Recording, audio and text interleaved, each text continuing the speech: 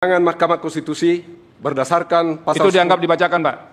Jadi kewenangan dianggap dibacakan, ini akan dinasihati karena sedikit sekali kewenangannya. Nah, sekarang Bapak masuk ke legal standing. Kenapa Bapak merasa dirugikan dengan berlakunya norma undang-undang yang dimohonkan pengujian ini? Silakan. Kedudukan pemohon, legal standing. Pemohon adalah warga negara Indonesia yang berprofesi sebagai advokat dan wira swasta yang memiliki hak konstitusional berdasarkan pasal 27 ayat 1 Undang-Undang Dasar 1945 yang berbunyi segala... Enggak usah dibacakan, Pak. Bapak jelaskan saja nih, kalau advokat nih harus jelas, yang kecil-kecil kayak begini nih, lisan saja begitu, Pak. Oh, ya. Nah, coba Pak jelaskan ke kami, mengapa Bapak memiliki legal standing? Apa yang dirugikan Bapak dengan norma ini? Bapak jelaskan saja. Berdasarkan pasal 17, huruf H angka 5, Ya. Undang-Undang Nomor 14 Tahun 2008 tentang Keterbukaan Informasi Publik yang berbunyi, catatan yang menyangkut pribadi seseorang yang berkaitan dengan kegiatan satuan pendidikan formal dan satuan pendidikan non formal. Pasal ini Ya. yang membuat gaduh rakyat Indonesia sekarang ini, karena ada yang berpendapat bahwa ijazah seseorang... Bukan, Pak. Yang Bapak terangkan ke kami itu, kenapa Bapak dirugikan? Urusan orang lain itu Bapak tidak bisa mewakilinya, karena Bapak tidak menerima kuasa dari orang lain. Sekarang Bapak pemohon prinsipal, Bapak jelaskan mengapa Bapak dirugikan dalam norma ini. Nah, jangan ngambil orang lain, Pak. Ya? Kerugian saya yang saya rasakan itu jelas. Apa itu kerugiannya? adalah ini terjadinya gaduh di mana-mana. Oke. Ya, yang menyebabkan usaha-usaha kami itu sulit. Iya, sering ada demo, kemudian ada perdebatan dan sebagainya. Ya. Yang termasuk kami merasakan bahwa situasi ekonomi dengan adanya ini itu ikut terganggu juga. Oke, jadi Ya, gara-gara ijazah ini terganggu ekonomi, Pak ya? Iya, betul. Oke, lanjut. Ya. Lanjut, apa lagi, Pak? Yang kedua, ini pasal huruf G intinya sama. Ya. Kemudian pasal 18 ayat 2 huruf A sama juga. Oke. Ya, akibatnya sama. Saya kira itu pokoknya. Ya, oke. Yang Sekarang alasan-alasan permohonan, Pak. Posita.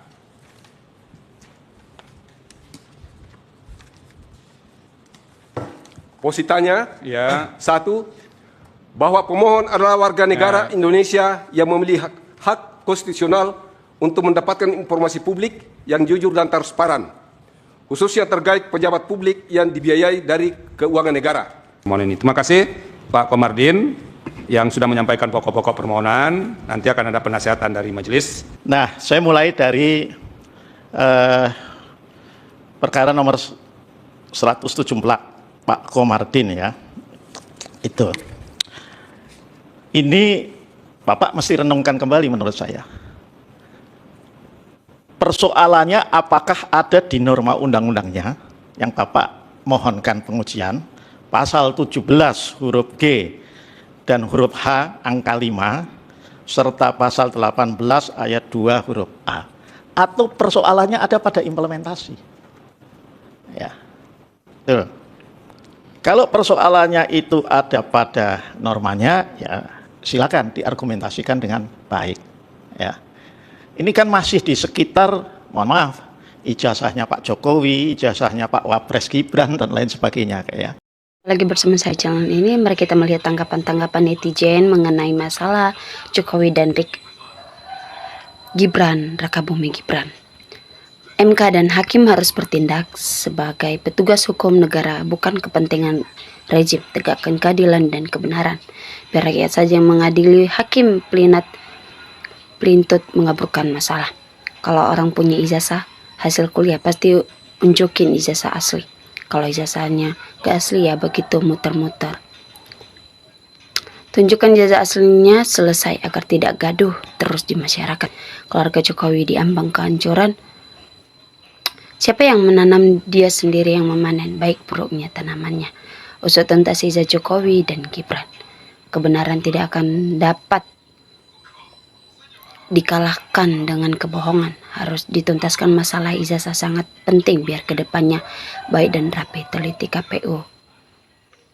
Di negara manapun Kalau penjabat ijazah palsu, ketahuan sudah jelas di penjara. Anak mencontoh ayah, begitu juga ayah merasa menikmati perilaku tipu menipu dokumen yang terlalu percaya diri, berhasil lolos tanpa bisa bocor dan terungkap seperti yang terjadi saat ini. Kalau hakim yang sudah dibiayai uang rakyat tidak mampu mengurus perkara, biarkan rakyat mengadili semua urusan hakim pada kekuasaan. Ya, usut sampai tuntas. Siapa yang harus menangani pembuktian kasus? Petugas hukum bila berhadapan dengan manusia kuat berpengaruh, maka hukum jadi mandul. Hukum sebagai panglima bila terjadi pada rakyat yang tak berkuasa, tak punya link dengan para orang kuat, maka hukum segera tegak, gampang dibikin susah. Mengapa bisa jadi? Karena penjabatnya sudah berbusuk perut alias korupsi. Yang benar, katakanlah benar, kalau salah jelas salah. Jangan main-main di norma bangsa, kejelasan asli apa palsu. Zaman udah beda, harus tegas, jujur, transparan. Sesuatu yang sangat mudah dan gampang, namun dibuat sangat sulit dan susah. Jokowi Gibran tinggal tunjukkan ijazah gitu saja sulitnya. Lanjutkan Pak Hakim agar semua menjadi terang benderang.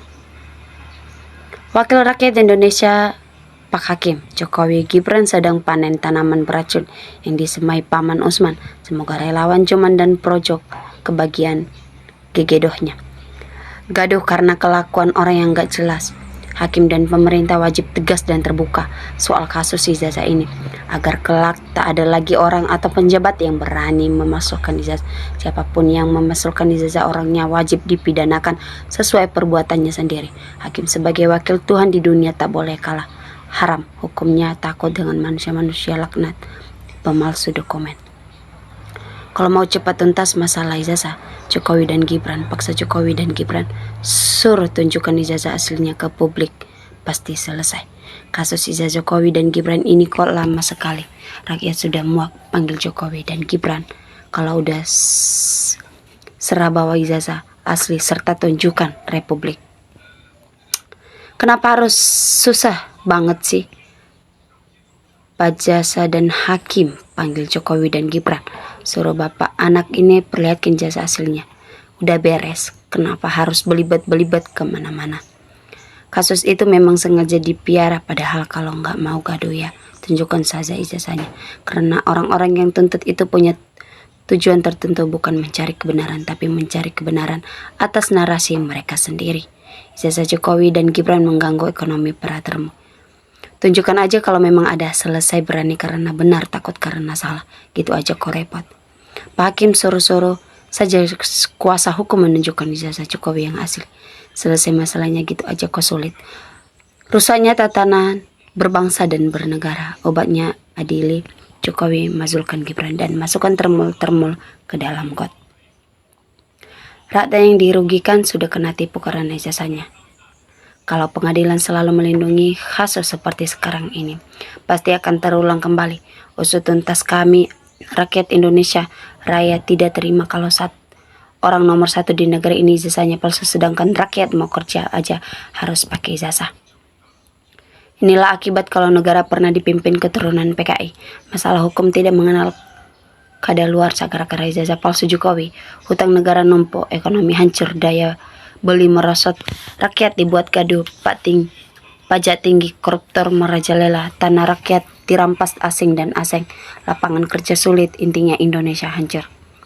Selama aparat penegak hukum ini dikuasai oleh orang yang tidak bertanggung jawab atau termutami, memang harus diadili.